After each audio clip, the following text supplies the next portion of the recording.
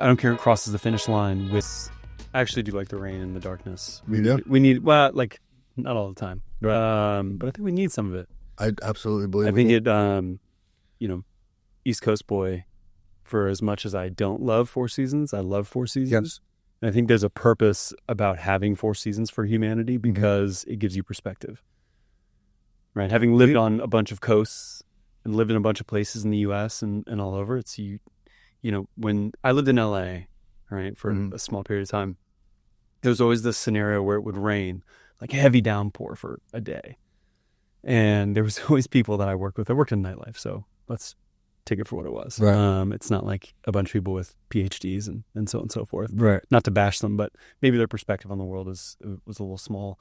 It would rain, and they'd be like, it's raining, I hate it. And I was like, it's been 364 days of pure sunshine and 80 degrees. Right. I'm like, it's a drought. Like, half the state's on fire. Yeah. We can't just take the one day of rain. So I always felt like the perspective was interesting. So I like it because I feel like it natural cycles. We need them as humans. So, Mr. Make Go Boom, where did you? That's me. Where'd that name come up from? Air Force, prior service. Air Okay. Force. I was a JTAC, Joint Terminal Attack Controller, and our job was to, as many people in the community say, put warheads on foreheads, unlovingly. Some people say lovingly, but the idea was our job was to provide close air support in support of the ground commander's intent on the ground, right? And in training and working with pilots to try to improve their training and their ability to provide this means of kinetic effects on the ground overseas, we ended up working with foreign pilots. We ended up working with people who were joint force, commanders, people who were from other militaries that were partners of the United States. And I remember we were working with this one guy, and I can't remember what country he was from.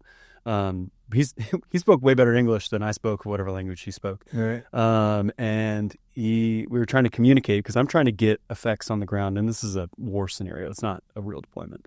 But he was basically trying to get something, some target removed. And so we're trying to have this conversation through a broken language barrier. And it's basically like a 4-level apartment building, is the target in this scenario. And so I'm like, do you want the whole building, second floor, first floor? And I'm trying to figure out, because when you're talking to a pilot, you might need to put a delay on a bomb. How big of a bomb? Do I want this? Do I want that? What is the ground commander's actual intent? And we just kept basically breaking it down to like, you want me to make go boom? Yes, no. Got it. He wants to make go boom. Cool. Big boom, little boom. Boom high, boom low, and it just became this like running joke. Okay. And then in all of our follow-on training scenarios where you're working with Americans and you're doing your evals every year, it's like you have guys in your unit coming on the radio to play different roles in these training scenarios or your eval scenarios, and not all of them speak English. Right. So they're doing this on purpose to try to give you this real lifetime, training that it's like, hey, you're going to be overseas. You're not just going to be talking to, these eloquent speaking, English speakers over the radio. Like, you might end up talking to a French pilot whose English is not so good. How are you going to make sure that he's hitting the right target with the right munitions at the right time? So it was all in an effort to try to get people to, or JTACs like myself who were in training or who were training and always continuously trying to improve to be better. So after that, it just became make go boom. You gonna make that go boom? Yeah, let's make that go boom. So it just stuck? Just stuck. Bro, that's one of the dopest military nicknames I've ever heard. I like that. That's really cool. Well, I was also, at the time, I was off Instagram. Okay. And so laughing about, you and I have talked about social media before and how there's great ways to use it to benefit people, but there's also so many negative ways to use it. I was one of like the first 500 or 1,000 people on Instagram. I just happened to hit like that random time where I was interested in it as it was popping up. Yeah. And so I had a bunch of followers, like 3,000 or 4,000, 5,000 followers early on before it was monetized. You couldn't tag people there. I mean, it was still this, very new platform. And I ended up getting off because, I was not using it properly and it was taking up too much of my time, and I was going into the military. So I thought it was operational security not to do it. you know, and so all those things. And so I got off and then got back on like 2 years later. Right. All the people who I knew had like 5,000 followers are now making money at 250,000 followers. I'm like, well, so I'm reestablishing my Instagram. I was like, make a boom. Let's do that. I like it. So I am. So how did you said you worked in nightlife in LA, and then you also have told me before off air that you had worked nightlife in Vegas. Yep. So how did you go from the military into that lifestyle? It was actually the opposite. Oh, okay. I think it was one of the things that allowed me. When you joined the Air Force? I decided that I was going to go in the military at 28. Okay. And then by the time Post 9/11. Yeah, post 9/11. Just call me old, bro. We are. We are. We are. Correct. My back would not disagree. I decided at 28 I was going to go in. Had a couple other times in my life where I really wanted to push to go in and was either talked out of it by my dad or my mom or a combination of the two. And there were some other life circumstances that were going on that they were able to leverage and to say, yeah, well, maybe not now. Let's do this. And we get into my dad and my mom later, but they're very heavy influences on my life. But I ended up deciding to go in at 28. And this is after I'd been in nightlife for an extended period of time. And so, you know, I like you have this crazy, wild trajectory of a life, which is, I think, one of the reasons that we got along so well right off the bat is, you know, you look at the United States in this broad spectrum of American culture, and people always think that there's this through line. You are born and raised to mom and dad in the suburbs, and in the meritocracy, you're going to work hard and you'll make money, and then you'll go to college, and then you'll get a job, and you'll get married and have kids, and it's just like, like The American dream. 1950s, you know, whatever reference you want to make to that's how America works. Yeah. And not saying that doesn't happen, because it does. But I don't think it's that way for a lot of people. Right. I don't know what that percentage is, but it certainly wasn't that way for you and me. Correct. And even though I came from this, relatively well-to-do family and, right outside Washington, D.C., in the DMV area, like my trajectory was not that. I went to college, got out of college, and while I was in college, got involved in working on some campaigns, and was actually standing with my cousin working security for the stage at the 2004 Democratic Convention in Boston when Barack Obama was speaking to introduce John Edwards. Yeah. So it's my cousin and I. We're children, by the way. I'm 20 years old, 21 years old. I'm a child. My brain is not developed. And we're sitting here in these rented, men's warehouse suits. And then my cousin Christian, she's in basically some pantsuit that she's put together from women that we know. Like, they don't fit. We're just a hot mess. And we're working security on stage. We're obviously the folks who should be working security at the Democratic National Convention as volunteers. And we hear Barack Obama give this whole speech. And I remember my cousin and I, the stage is to our backs. We can't see. So we're kind of doing this thing. And then we're looking at each other and we're like, that dude should fucking be president. And then John Edwards gets up and gives some speech and everyone was like, meh. Well, yeah. So that was my first real intro into politics, aside from being raised in DC. Got out, got picked up on the advance team for the Edwards, the John Edwards campaign. Met a bunch of people on that campaign who were working as staffers, low-paid staffers or volunteers, who were amazing, amazing, great people. Mm-hmm. Like, these are the people who actually keep politics functioning, right? Some people might say they're the deep state. Some people might say they're this, that. But these are good people who really believe that they're trying to move the ball forward in America, right? Whether it's because they're getting behind a politician, whether they're working in the structure or the functional works of politics, whatever it might be. But the people we spent our time around, because we were at the time traveling through Montauk, Long Island, and we were doing these fundraisers because that's what the majority of our political system is raising money. And I'll tell you, meeting the people that we met and engaging in the conversations that I was engaging in and hearing the conversations I was having to hear, I was like, I don't like this. Right. And so that was kind of my first ill feeling about politics in the stomach.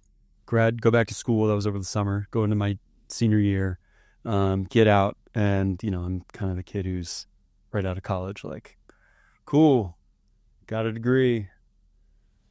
What am I going to do? What do I do with this thing? Or do I just carry it around with me? Like, what is this?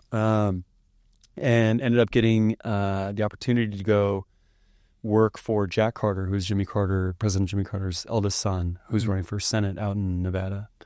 And so I had a little bit of experience in, having worked in college, Democratic National Convention, and then advanced team. And Jack Carter was just a great guy. I mean, he was running as a Democrat. He wanted to run as an independent. But he was running in Nevada, and he was a business guy. He just like, hey, the finances of the state are poorly mismanaged. And, he's like, I want to do better, and I think I can do better. His dad was Jimmy Carter, who, even though was one of the most stand-up human beings on the planet, is not very well liked in the political world because of what was going on during his time as president. So we didn't have a successful race. We ended up losing to John Ensign at the time, who was kind of like he was the incumbent senator. He was like the projected son of the Republican Party. This is the guy who's going to lead the party forward after George W. Bush kind of steps back. Turns out that he was not only cheating on his wife, but then, paying off people in his campaign to not do this and that and other thing. So we lost. This came out like right after the campaign. So he wins. He ends up stepping down. There's probably some details there that are a little mishy, but either way, he stepped down in kind of disgrace. And I was still in Las Vegas because we were cleaning up the office, giving back rental, office supplies and desks and things like that, and kind of closing it down. And at that point, I was kind of like, well, what am I going to do now? You go on and work on a political campaign because you believe in the candidate and you believe in the cause. And then the idea is I go on Sean's campaign. Sean wins. I go to D.C. with him, and I become a member of his staff. And, I work in the staff, so on and so forth. That's kind of the usual trajectory. We lost. So now I'm like, what do? Go back to D.C. and just freelance, try to help politics? I also wasn't really in love with that process. But I'm in Las Vegas, a city that I never wanted to be in. I didn't like gambling. Didn't like house music. Didn't like nightclubs. Like, had zero interest in being in Las Vegas, other than the fact that at the time I was training Muay Thai and I was trying to start getting into jiu-jitsu, and that was like the rise of the Ultimate Fighter. And I was like, maybe I could, so and so forth. And I got like schwack kicked in the head, and I was like, maybe less of that. Right. Sounded like a good idea. It was a great idea until I think Gino Carano was the one who just gave me like a fake leg kick, whacked me right in the head, and I was like, all right, that sucked. Kept training. It didn't deter me from that, but maybe sent me on maybe that's not a career path that I want to take. But so I was living in Las Vegas at the time with no real plan, and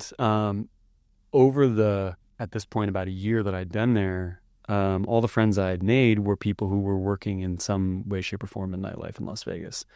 And having this conversation, they're all like, what are you going to do now? I was like, I guess I'm just going to move back to D.C. and figure it out.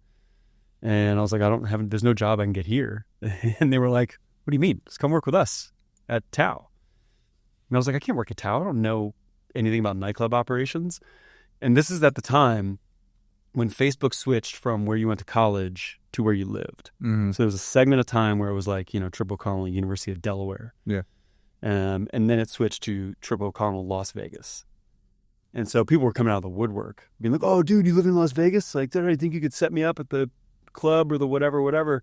And so I would just forward them to my friends. Like, yeah, you come in the process, I was learning like, 5 guys, that means you probably, if you want to be in the main room, you're going to spend $5,000, or it's going to be 2 bottles or whatever the kind of standard was back then. So that's a little bit of backstory.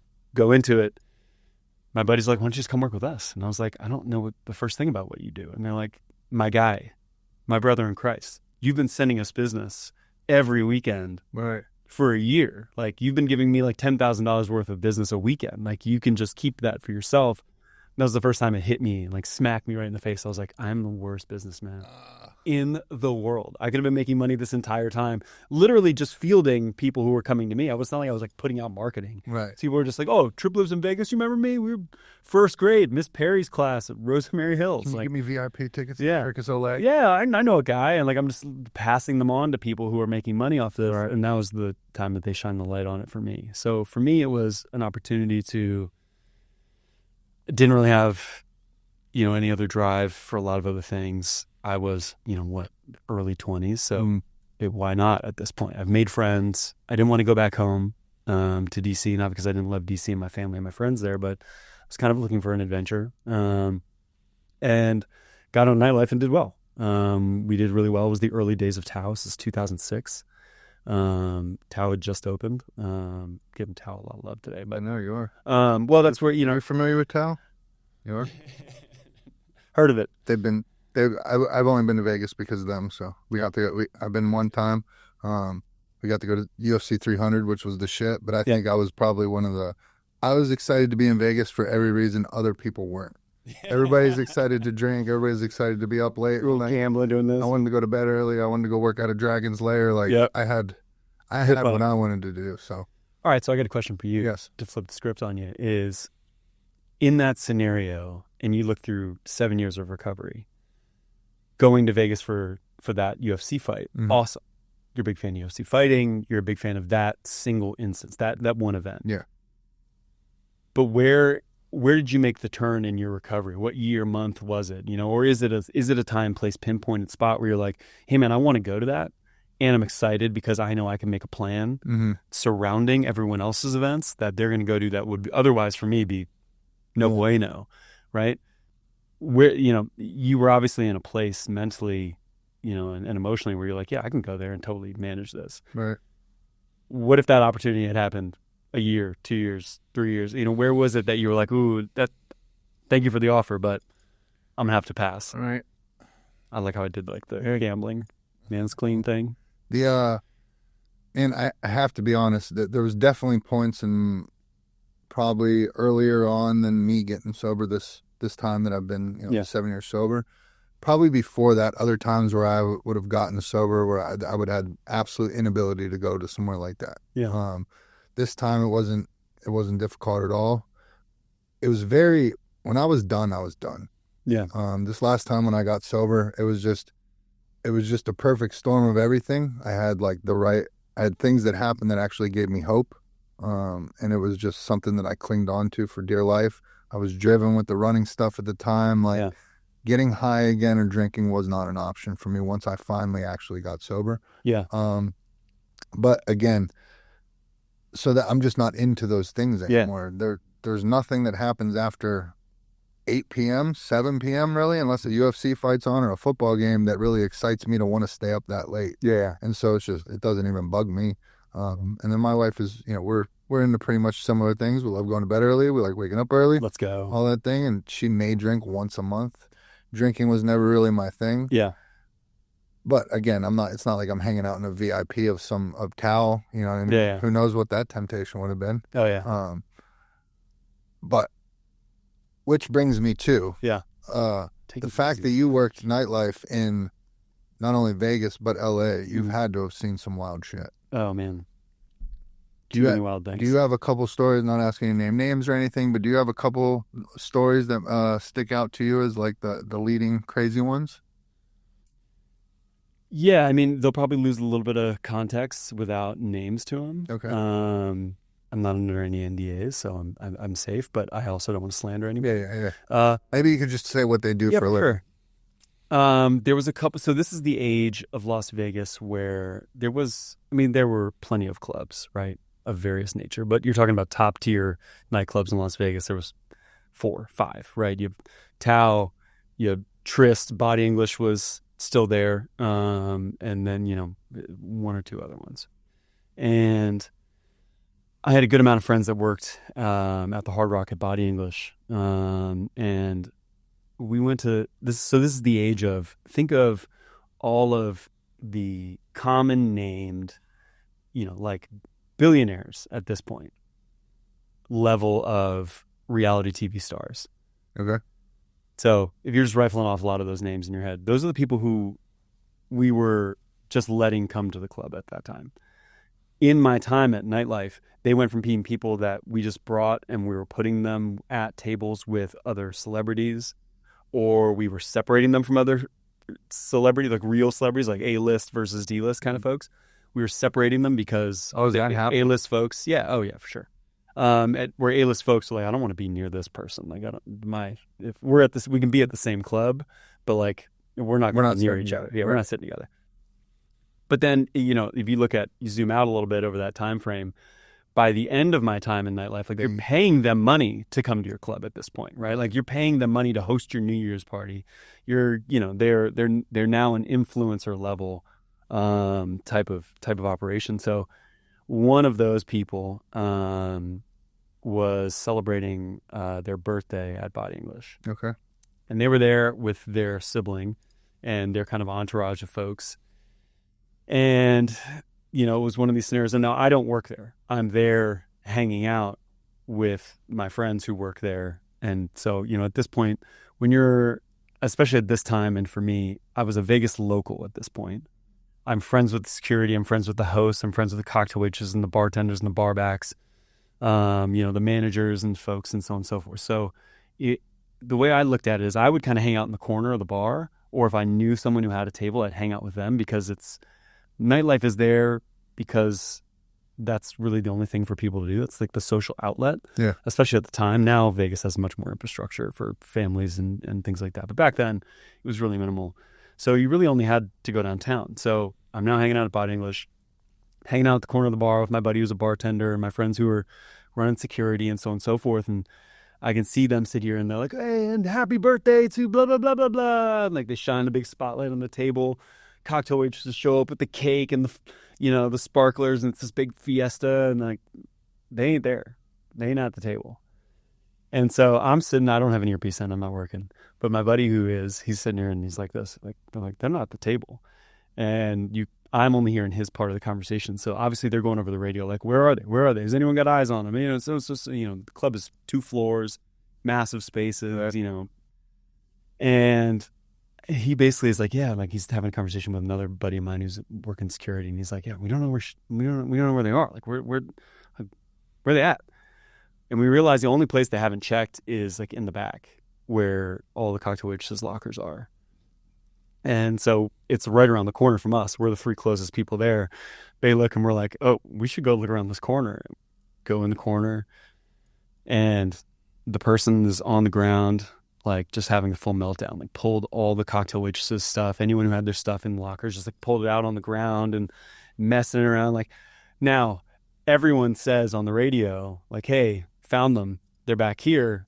They're not in a good state. We need to get them. Are they drunk or just what? Yes, I mean that's got to be one of the pieces. I doubt it was the only one. There's probably some good chemistry going on in that bloodstream at the time. Okay. And not that I judge, but it had peaked. It was not in a good space, right? And so basically, like, security staff is like, all right, one, we got to keep the staff whose stuff is all ripped out and stored on the floor from beating the crap out of this person. Right. Let's separate them. Let's get this person up. Let's get them cleaned up. Let's get them back to the table. And, like a 5-minute quick turnaround, they're back at the table and it's like, hey, happy birthday. Yay. Right. And it was like, oh, it was in the bathroom type deal. They never really need to give a full excuse as to why they weren't at the table, but it's just one of those things where you show people lose it. Right. And sometimes they lose it in very inappropriate places where they shouldn't be. They're not surrounded by folks that want to take care of them, right? What led into that moment of that person taking that fall in that moment and hitting that kind of weird rock bottom segment of life was really weird to be a part of, especially as like a innocent bystander where I was like, I feel like I could see it from all the angles. Like, you feel like I was in the room watching 360 degree like CCTV of it. And I was like, what is going on here? This is madness. Right. And this is, my first 4 months in Las Vegas before I was even working in nightlife. I was still working on the campaign at the time. Okay. So fast forward, same people, different club, 5, 6, 7 years later, right? Whatever it is. I guess it must have been. Same people as in celebrities or same people you're working Celebrities, with? Same celebrities, slightly different entourage. They on much better behavior. They had their acts together. But at this time we were at the Cosmopolitan. Marquee had opened.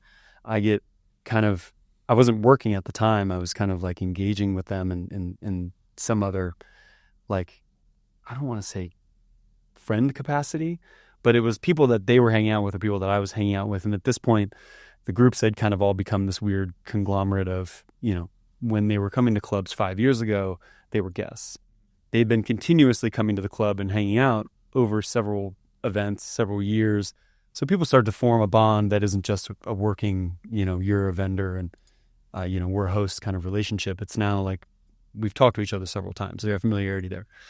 So I can't remember what the scenario was, but it was like me and the guy who was running security for them, like went up to their room to like get them in the room at the hotel. And we get in there and we're just kind of hanging out. We're not really there to hang out. Mm-hmm. We're there to just kind of make sure facilitating was done. Like, you guys got back to your room? Cool. Everyone's good? Sweet. We're going to get out of here. One of the guys with the entourage, he was a famous kind of, TV, personality at the time. Really upset that I was there. Really upset that security was there. And just starts like ripping this TV off the wall. It's like a brand new, top of the line TV at the hotel at the time. Smashing it, breaks it, like so on and so forth, like grumpy. And me and the security guard, my buddy, are looking around like, what the hell's going on with this guy? Right. And the rest of the crew kind of just looks at us and they're like, just don't worry about it. This he does this. Mm-hmm. And, we left.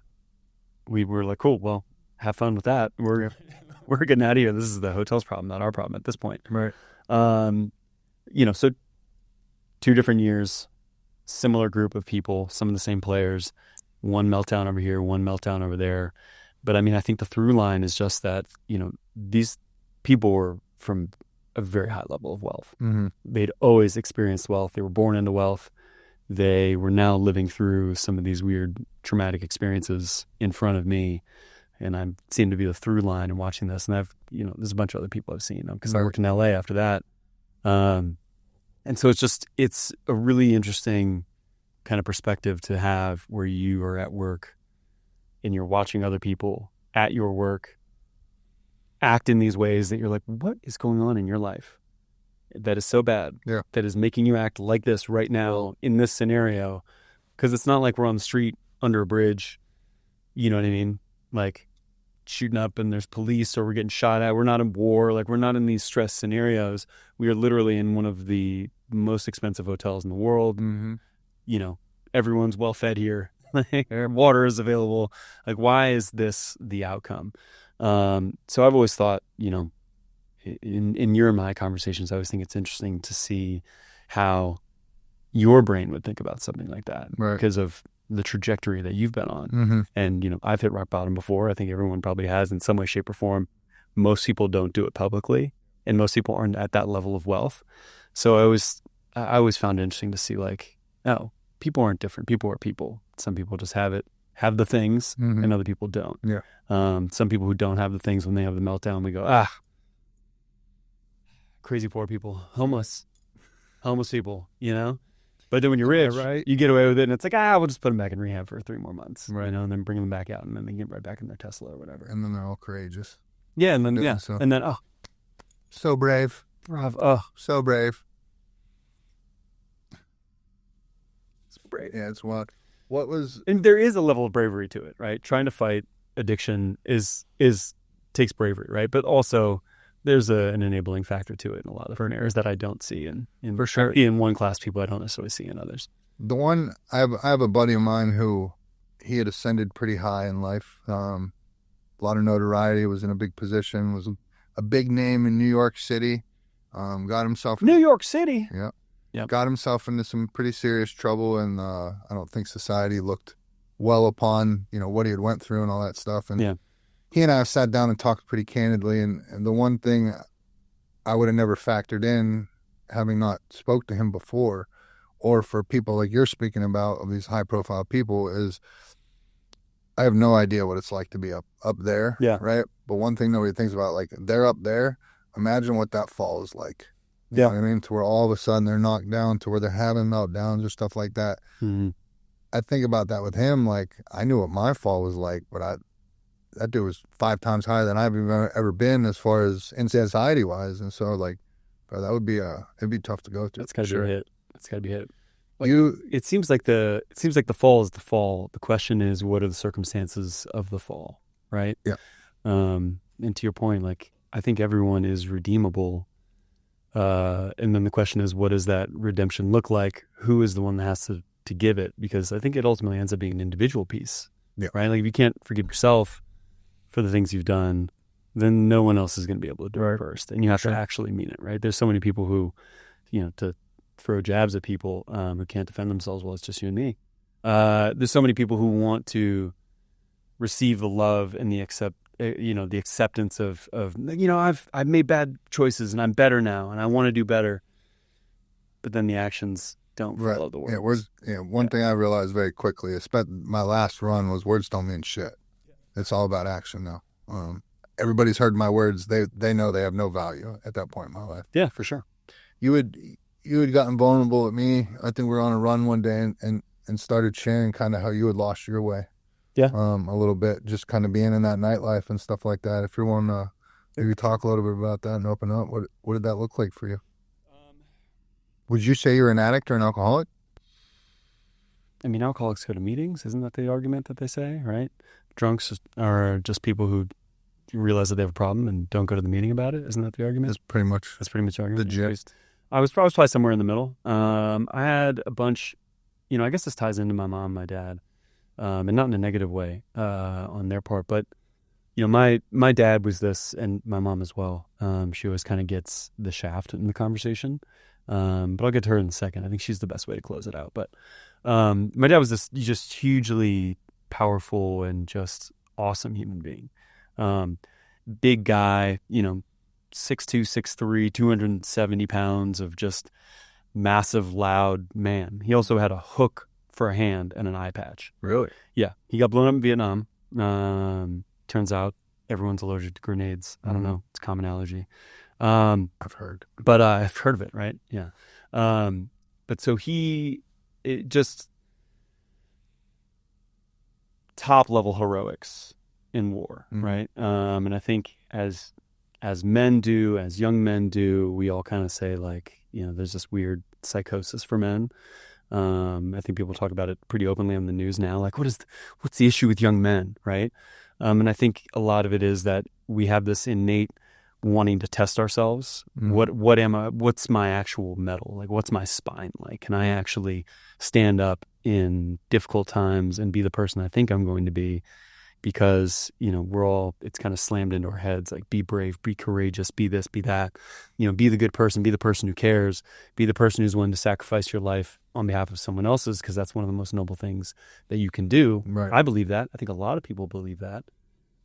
But, in modern society, when not a lot of opportunities to do that when, it's not that there's not problems in our modern society with people having homes and access to water and food, but it's not like there's a bunch of war breaking out randomly in the suburbs of the United States, right? So how do you scratch that itch as a young man? My dad very much at the time did not have to go to Vietnam. He'd been hurt playing football at University of Michigan, broke his leg, had flat feet, had all the reasons not to go, had gotten into law school post University of Michigan. So he basically had all the excuses not to go, kept showing up to the recruitment office and getting turned away until he realized, like, oh, if I just stop answering yes to these questions, they're not going to ask. Goes off to Vietnam. So during the draft, they wouldn't take him? No. Well, he had flat feet. He had literally broken his femur playing football at University of Michigan. You could die from that. Oh, yeah. You die from breaking your femur. For sure. So there were legitimate reasons as to why they were saying no. And he basically figured out a way to get around him, and because he wanted to serve his country. And he had said this to me. He goes, I wanted to see what it was all about. I wanted to see how I was going to test in it. And he was like, it's not that I was some pro-Vietnam War guy, but people were going. Yeah. And if I'm not the one that's going to step up to lead and be a part of, men living or dying, then who am I? Yeah. There's a broader issue with that question, even asking ourselves that, but especially coming off 20 plus years of global war on terror and so on and so forth. But that was his mindset. He goes and shows the fuck up. It's like just tons of showed up and showed out.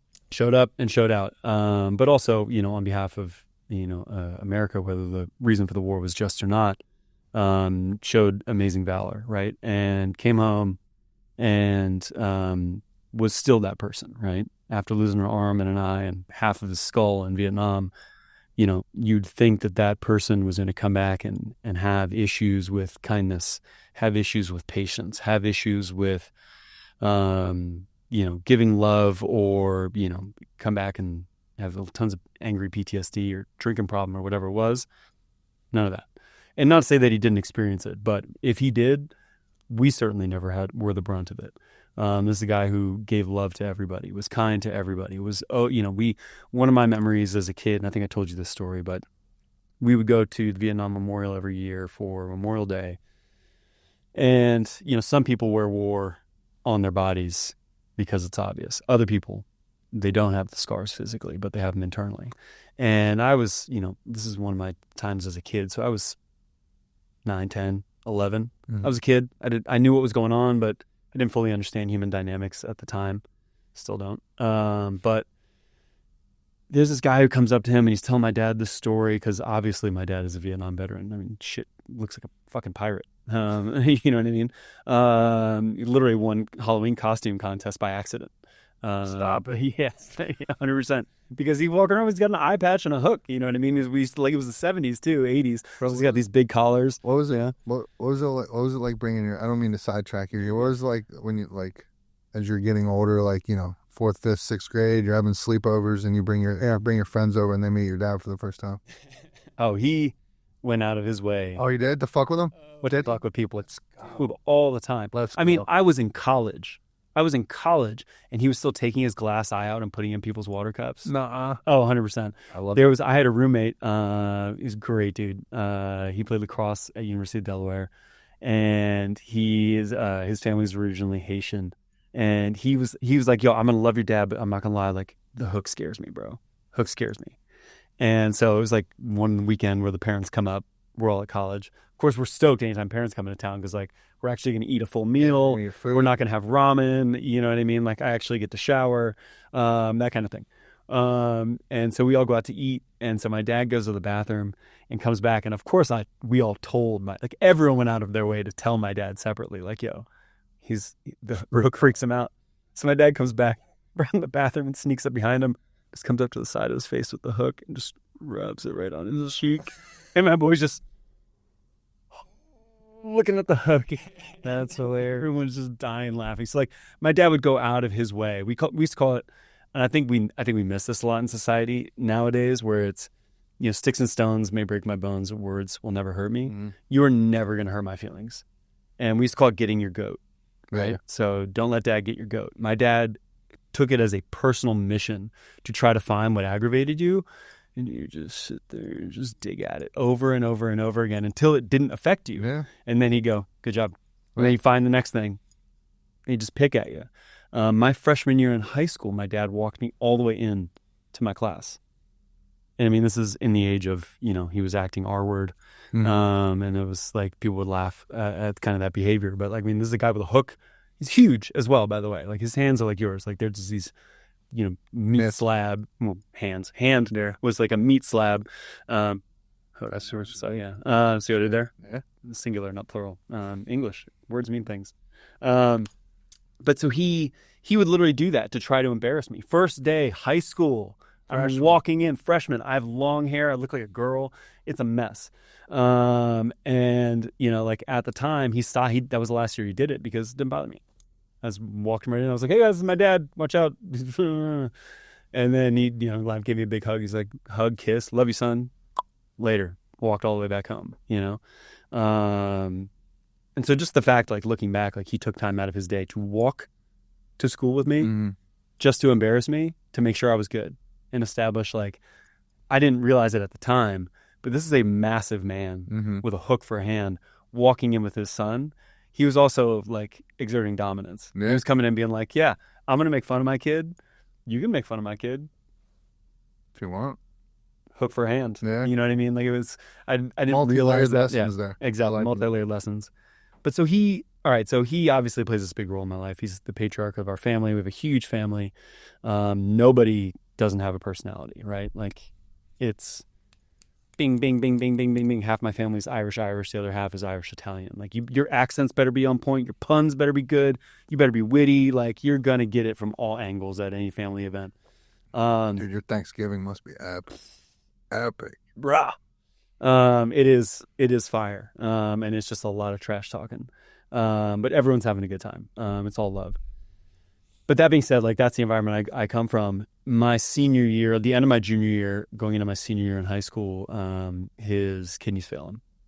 So he's been on a ton of medication from post-Vietnam, just because of his injuries. You know, he was exposed to Agent Orange. Like, I mean, there's just his body got beat up. You don't get blown up and then just not have side effects, right? Right. Everything has a cost, right? So even if he wasn't having that outward PTSD, that stuff gets internalized somewhere, shape, or form. And so his body started to fail. His kidneys fail.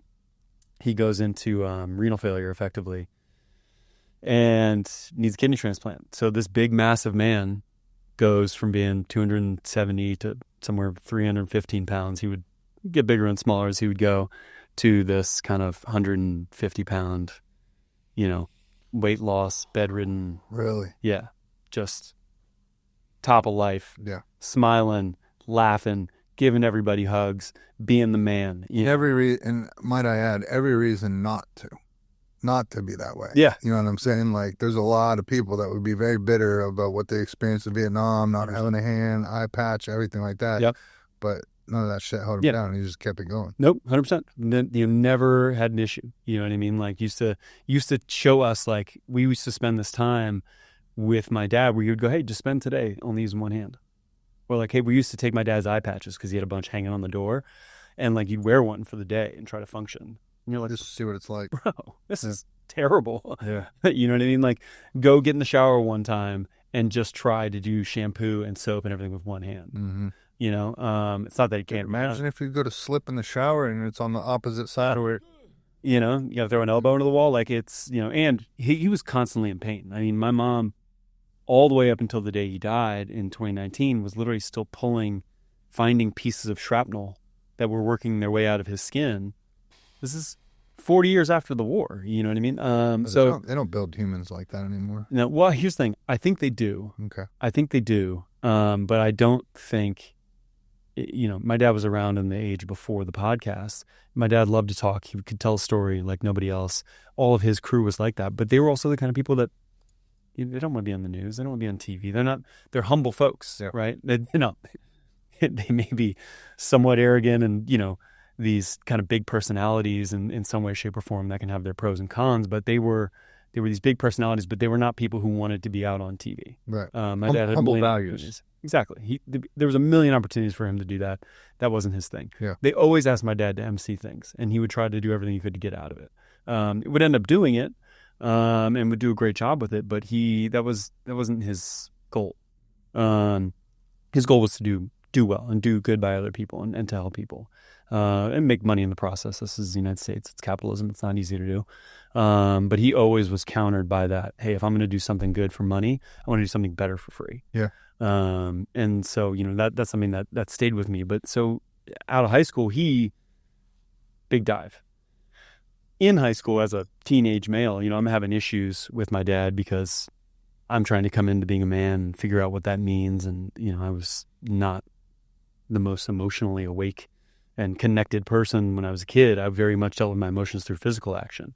Football, basketball, skateboarding, whatever it might have been, fighting. And so I was not a very vocal person, which sitting across from me today, you're like, really?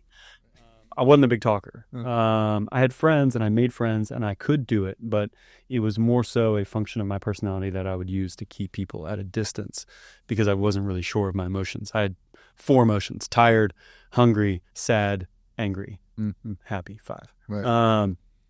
And so when he started to get sick, and this is reflective. At the time, I didn't really understand this. I got very angry. And so even though I was still doing well enough in school, I could have done way better. I was still doing well enough in sports, could have done way better. Had access to, drinking and weed and had access to everything, didn't do it. But drinking became a thing for me. And it was definitely something that hindered my progress as a man, as a growing, a young adult. And then as kind of just a good person, I would say it had a negative effect on me from 18 to probably probably 25. Right. And not to say that it has played this fantastic role in my life ever since. But, it very much through those years was a coping mechanism for me dealing with the anger that I felt about my dad, losing my dad. He wasn't dead, but over the next 10 years, he went through 2 kidney transplants, both of which were donated by my cousins, by the way. So 2 of my cousins gave him his kidneys. I think he also set the record at NIH for the most people coming in to check to see if they were compatible.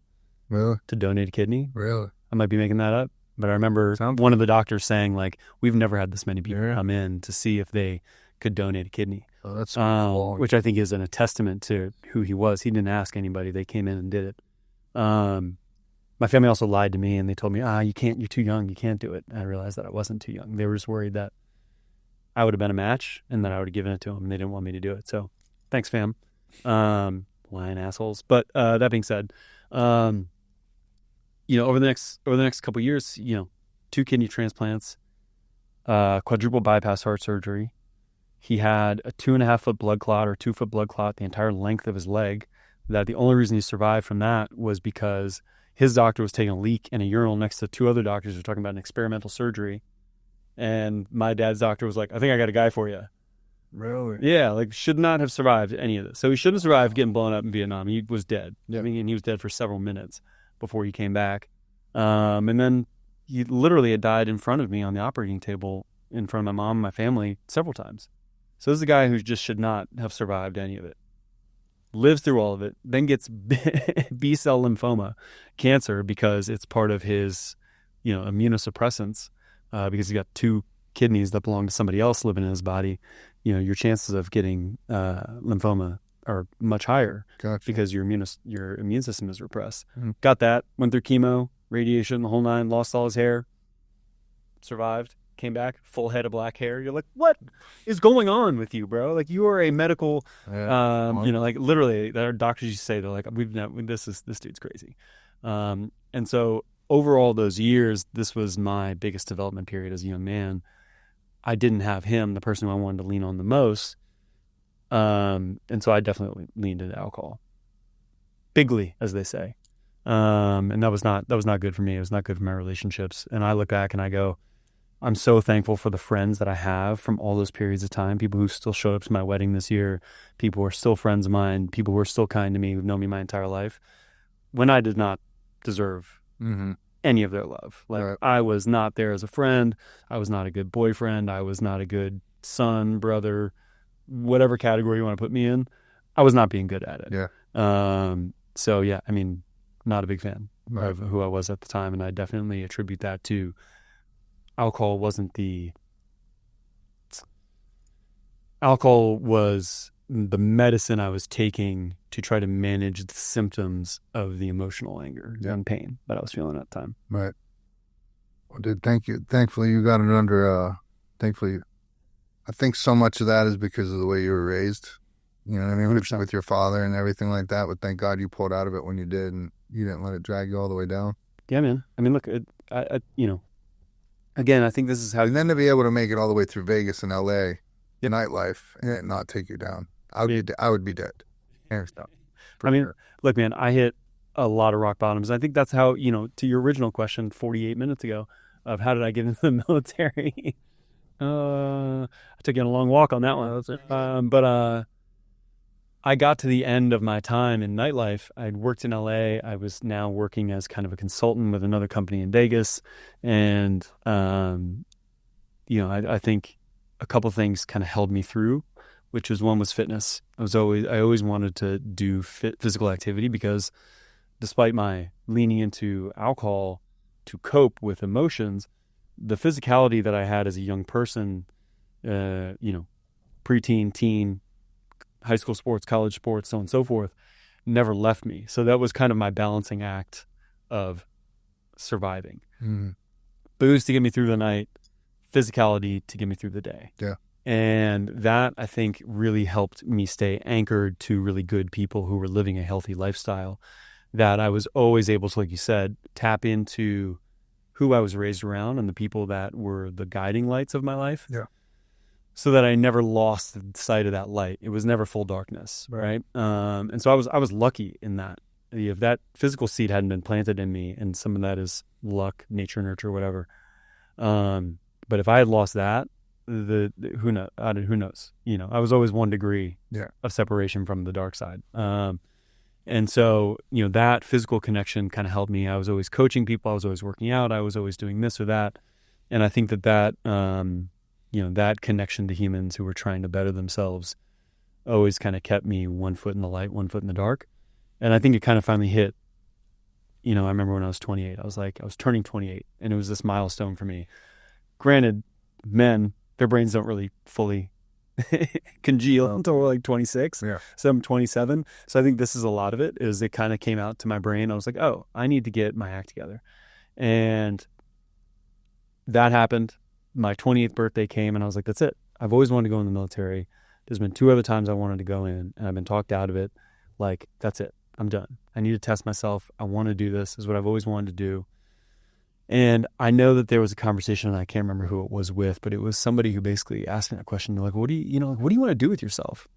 And I was like, I don't know. I guess I'm just going to keep doing this. Yeah. And there was no real future outlook. There was no real guide. And they're like, is there anything you ever wanted to be? And I was like, a soldier. I wanted to serve. I wanted to do that. And the person asked me, and I'm so mad, I still can't remember who the conversation was with, but whoever that conversation was with, if you hear this, thank you. But just them asking that question hit me. They were like, why don't you? And I remember thinking to myself, I'm like, why don't I? And then you go through the whole rigmarole of being like, I'm too old. The war's dying down. It's, I don't agree with the war. There's no WMDs, whatever. And I thought to myself, I was like, if that's all I ever wanted to do, why am I do it? Yep. So at that point, called my family and was like, I'm going in. And mom, sister, upset, not stoked. And at this point, I was ready to push back. I think I had a little bit more fortitude in me. And I was ready to say, like, look, I get it. You're not going to be happy with this decision. But you can either be on my side and I can go, or you can be not on my side and I still go. Dude, which one's it's going to be? Does this mean my family doesn't love me? Because they were pushing my ass to the military. They're like, yeah, get out of here, boy. And they knew shit was not going to be good if I didn't do it. Let me take you back real quick. So you and I met running. Yep. We met in the running world. Our good friend Nate Boyer, the American hero, connected us. God, what a legend. Mr. Primal himself. Yeah, great kisser. I've heard from somebody. It was on the internet. People were saying that. I'm not saying it. Gotta be real. Right. So, I mean, you already know, dude, the physical aspect of everything, like I had gotten away from that for forever. And that's when my life was at its worst. And so I get reconnected with the running community, especially in Austin, completely transforms my life. 100%. And then, you know, it's just been kind of all systems go since then. And so I travel around speaking, work in the recovery community, go to the gym every day, all these things. But I think when I met you, it was at kind of a unique time because everything has been great these past 7 years of sobriety for me. But then right around the time I meet you, I hit this little speed bump in the road where I find myself super depressed and like really, really depressed. And I had an effect on people. No, this was before I met you. But it ended up being a blessing in retrospect because I looked back and if that would have happened years previous, I would have got high immediately. Yeah. That would have been my only recourse. That's all I knew how to do. Yep. But, so I'm sitting here. Problem, solution. Easy. Send it. Yep. And it works. You know what I mean? And it's there every time. Yeah. It's foolproof. Quick fix. But I'm sitting there and I already knew as soon as I started feeling like that and I kind of come to terms with how I was feeling, I was like, I know there's no amount of me laying around feeling bad for myself. It's not going to fix shit. It's not going to change the way I feel. So I knew immediately, it was like, I got to get back running. I got to start going to run groups. Yeah. So every day for that next week, was at a run group every day. Ended up meeting you. And then, bro, within a couple of days, I pulled myself right out of it. Yeah. You know what I mean? There's still things going on in life, but I wasn't in that hopeless moment of like, I don't even think I want to be here anymore. Yeah. And all it was getting back active, getting back with a community of people. And then I do. And I meet you. I've met a handful of other people since doing that. And so it's absolutely transformative. And with, you know, you start hearing the statistics on people the Pfizer statistics of how many people are on mental health medications and all these things, which they benefit from. Hugely. I think it says in their mission statement, it's their goal that they want to have every single person on earth to be on 3 of their medications or something. I've heard. I wouldn't be surprised. I mean, even if it isn't written down, that's the vibe they give off. Yeah. If we're in the age of American vibes, I think that is very much, even if it's not true, it doesn't matter if it's not true, if that's how people feel about it. So, man, that's why my whole mission is talking to people about getting out and get physically active. 100%. I was just talking to some guys yesterday. They're actually in treatment right now. The likelihood of them carrying on with, the gym and all that is probably not good. But I was telling them, like, just going for a walk a couple times a week, a couple times a day, something like that. You would be amazed at the benefits something like that can have of you. Oh, dude, I mean, I definitely want to hit those points again, which is get outside, right? Like, and I mean, actually outside, like leave the door of your house, your apartment, your whatever, get outside. And I know, God, man, it's so beat to the point in every podcast you watch on the internet. They're like, go outside, get in the sun. There's some podcast of some guy saying it, but just get outside and talk to other human beings. Yep. And if it's a walk, if it's a run, if it's going to yoga, if it's walk across the street, knock on the door and just say, hey, I'm your neighbor. I just want to introduce myself. We are humans that need human connection. And we live in a world where we're surrounded by devices that are poured trillions of dollars of technology and brain power to keep you away from other human beings, while feeling like you're getting that same connection, and you're not. And so your brain doesn't know what to do with it. It's like fake sugar. Just put regular sugar in your body. Don't put fake sugar in your body. Your body thinks it's sugar. It's going to treat it like sugar. It doesn't know the difference. Right. And it doesn't actually have a use for it. Right. Just use the actual sugar. Yeah, you're going to go up and then you're going to crash. But at least your body has a use for that fuel.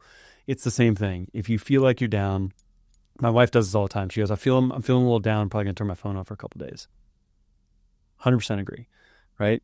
And while I'm talking about her, just to push your example, which I was really like, that actually meant a lot to me, that I could have been a part of that process for you, getting out of the dark hole. Because I think I've spent time in that dark hole, and I know that you never know what the hand is that's going to pull you out, but you have to be grabbing the hands. And so if I was ever one of those hands, man, that means so much to me, because I've been there and no one's ever offered a hand, and I ended up having to crawl out myself. Yeah. Now, don't get me wrong, I probably didn't deserve a hand at the time, but if I could play that role, even if it was just 10 minutes of downtime that you were feeling low, like, that means a lot to me. Thank you, bro. But to your story, like, my wife helped me in a scenario like that earlier in this year. I had like 3 days where I was not in a good place. The thoughts were, and I couldn't tell you the reason. I couldn't tell you all the factors that put me in that place. Me neither. But I was there. Yep. I woke up one morning and it was kind of, and next morning, and then the third day, I was like, why do I live this life? Why do I live any life? What is life? And it becomes this cynical look on existence. And I was dragging ass. And when I get like that, I'm quiet. I turn inwards, and I'm just trying to fix the problem. I'm like, work the problem. Don't, you'll be fine. Just think of a strategy to whatever. But I also hadn't really left the house. I hadn't done fitness in a couple of days. So she was seeing symptoms that I wasn't registering. And she goes, come on, you're going to yoga with me. And I was like, I don't really want to. Like, it took everything in my power to get up, to get in the car, to go to the place. And she's like, it doesn't matter. Just come. Just be there. You don't need to do anything. And we get to the yoga studio. The yoga instructor's great. And I'm sitting there on the mat. I try to do like the first down dog. And I'm like, no. And I just lay down. And I sat there and basically had an hour-long panic attack. And I'm still sweating because it's hot yoga. So I'm just laying there like sweating, miserable, panic attacking, trying to control my breath because I'm having a panic attack in a hot room. It's like all the worst things. There's probably science that says probably not where you should have been. But did my breath through it. She kept looking over, checking up on me. And then as I'm getting ready to walk out, the yoga instructor was like, literally put her hand on my shoulder as I'm walking out the door. She goes, "Thanks for coming today." And we got in the car, and I was just like, the waterworks were coming out. And it was like that simple. My wife dragging me and being like, just come. It doesn't matter what you do, just be there. And then that instructor taking the moment to realize I was having a rough day. Right. Didn't ask any questions, didn't engage with me anything other than that. Just realizing like someone came through and showed up, even though their 100% was like a 5%, was like, good job on that 5% today. Right. And that meant the world to me. You know what I mean? And then after that, I don't want to say I was out of the woods, but like the momentum was rolling in a positive direction again. Dude, before we wrap up, I want to touch on. Sounds like you work with them. We don't have 3 more hours. No. We got more episodes coming today. I could sit here and talk to you. We easily could sit here and do 3 hours easy. But I want to talk about the organization you're with. Yeah, because you told me some about them, and just the couple stories you've told me about some of these people. Having met you, first meeting you, I would have never known that you would have been tied in with anybody that's in recovery or anything. But then you tell me about this gentleman in Ohio and what he's doing. And so can you kind of, for anybody listening, like what do you do? And then like what organization are you with? For sure. So the organization I work with is called More Perfect Union. We are a 501c3 nonprofit. We are nonpartisan. We are secular. We are not on a side. Well, we are on a side. We're on the side of Americans. We believe that Americans deserve better. In our culture, we believe that Americans deserve better in our civic engagement. We believe that Americans deserve better in our political representation in our society. But our theory of change is very simple, is that no one's going to come and rescue us. Mm-hmm. We need to fix it ourselves. And we do this through 3 pillars, right? Our pillars are pretty simple. Service, action. We focus on service and action, right? So it's not just like the idea of service, it's doing service. Yes. Civic engagement. It's not, hey, go vote for Sean, or hey, go for Trip. It's, hey, go be a part of the process. Go to your town meeting. Go understand what measures are up on the planning committee that they're voting on. Mm-hmm. Hey, it's coming up to be national election time. Go be a poll worker. Don't take this civic opportunity that we have for granted by just going through your daily life and not participating. And then the last piece is the fun one, which we typically tie into the other 2, which is social engagement. We are human creatures. We need to see each other face to face, eye to eye. And if you're looking at the growth of social media and then the pandemic and then this huge spike in social media and video games and all that, humans are hurting, and they're hurting for better outcomes and better grasp at the American dream. But it's being sold to us online and being sold to us on the news is one thing, when we can actually go out and work together to make it what we want it to be. Right. And it's all values-based, right? And, we don't look at our values and say that they're ones that people can argue with, right? Humility, mercy, service, mm-hmm. right? Virtue, courage, hope. Yep. I go meet with people and I'm like, these are our values. And, they're always questionable about it, which I approve of skepticism, right? Especially in the modern day of corruption that we live in. Yeah. So I approve the skepticism, but I always hit those off the bat and I'm like, well, which one don't you like? And it's always silence. Yeah. No, I like them all. I like them all. I like, how do you use them? Right. And the idea is we're trying to build this through line through our 31 chapters that we have around the country, of which I am the national program manager of. I help them, with their strategy. I help them plan their events, execute their events, at least from a distance, by giving them and supporting them with resources or planning. Sometimes if I can go to the events, I'll go to the events. And try to motivate them and lead them in a way that allows them to be more effective in their communities, in terms of hitting those 3 pillars. Right. So like I said, we have 31 chapters around the country, and we bring people together to talk about these values, right? What is the American dream? It was different for Sean 8 years ago mm-hmm. than it is for Sean today. Yeah. And I'm sure it's had several different revolutions throughout your life. It's different for me. It was different from our parents, right? And baby boomers, born at the end of World War II, like they have seen a whole cascade of different, issues and movements and things in their lives. But it's, as they go into, the silver tsunami, who is going to start leading? And I think there is a really big need and want for leadership in this country. our organization is trying to take existing leaders and give them the resources they need to make positive change in their communities, and have those really strong impacts. And then we're also trying to cultivate new leaders so that they can do it. And like you said, we've got crazy thing about America in my mind is we were talking about this just before we came in the studio. With folks who were in the lobbies we were hanging out, is like, I've lived all over this country. You've lived all over this country. We have people who lived all over this country.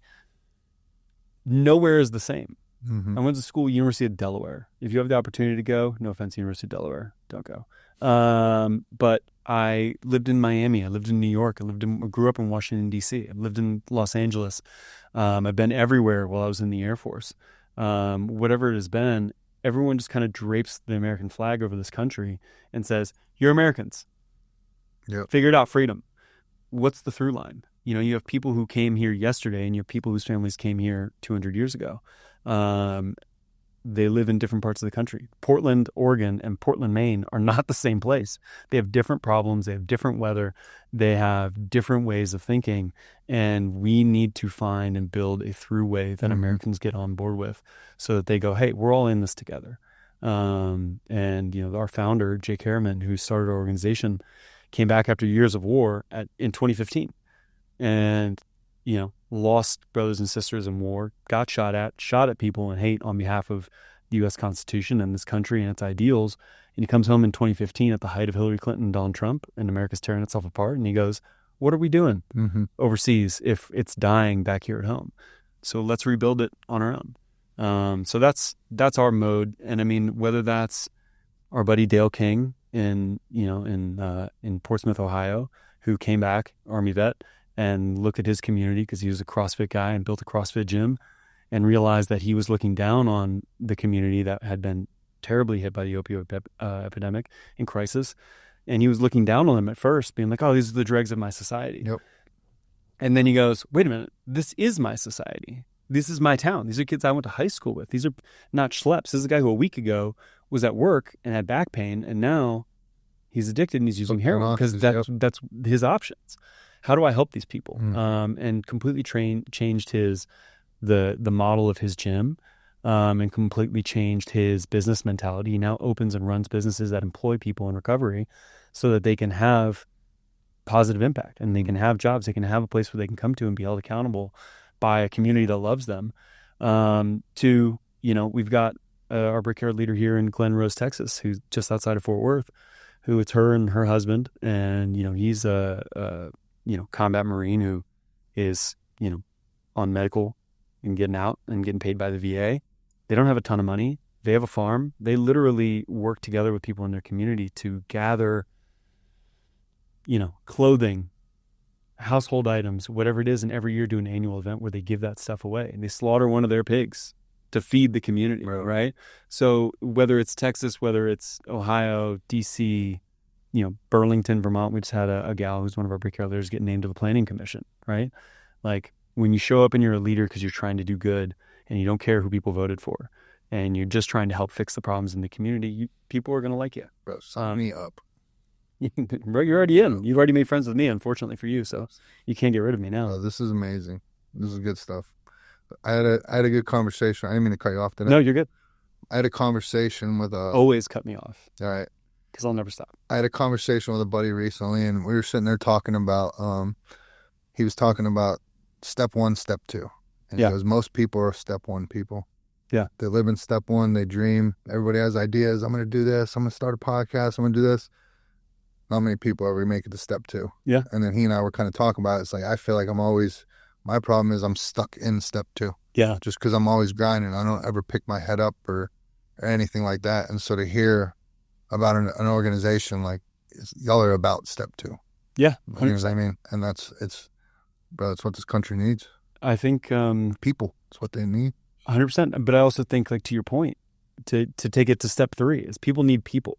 Mm-hmm. Because if we don't talk to each other, we're not held accountable for good ideas. We're also not held accountable for bad ideas. Yeah.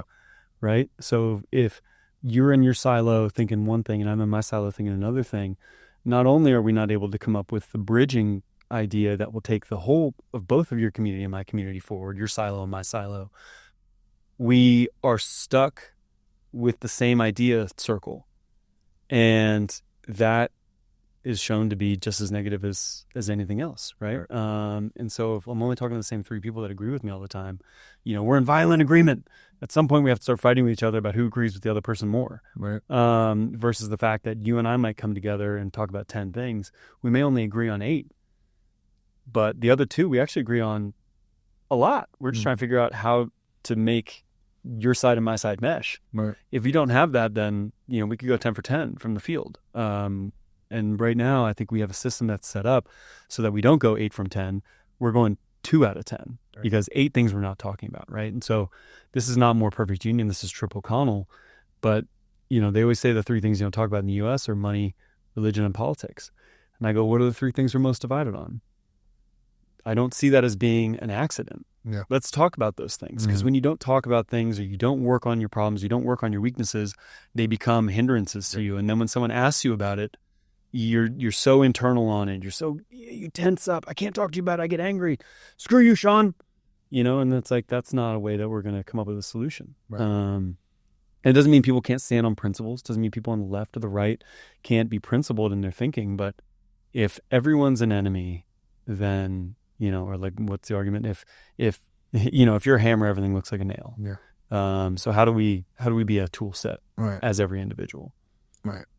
And I'm to throw some love back your way. I meet people all the time in what I do with More Perfect Union, and I always get along with everybody. I typically don't get along with most people because I'm always going out trying to find that bridge, right? But there's people where I go, oh man, this bridge was tough to build and it's a little shaky. And then there's other people where I'm like, this bridge has been here for 4,000 years and it's not going anywhere. And when you and I met, I was like, that's what this bridge is.